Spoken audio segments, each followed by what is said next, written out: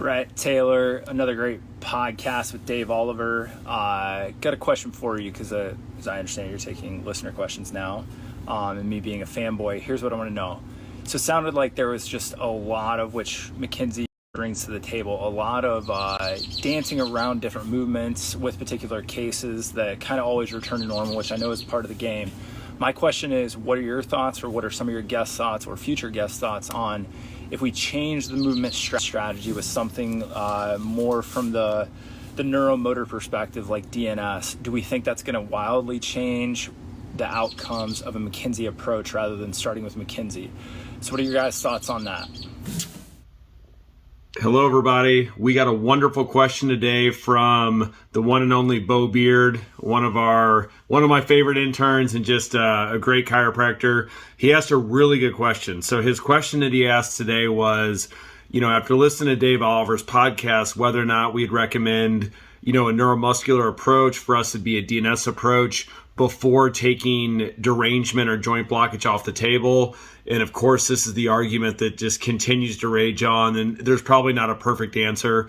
My advice would be that is low-hanging fruit. So the beautiful thing about the classification of derangement is that we're going to know quickly. So usually we get a pretty dramatic result within the first 24 or 48 hours. And that makes it just real low-hanging fruit. So I would put MDT, in-range loading strategies, in the same category as manipulation. And I think that, there's so much research now to support finding a directional preference that to not do that, I think might be short-sighting the patient a little bit. Now, could you do it without it? You absolutely could. I do think besides getting there quicker, which is one of the main reasons why you might do it, it also, there are certain cases that I think the mobility of the joint needs to be restored in all three planes of motion, depending on where we are in the body.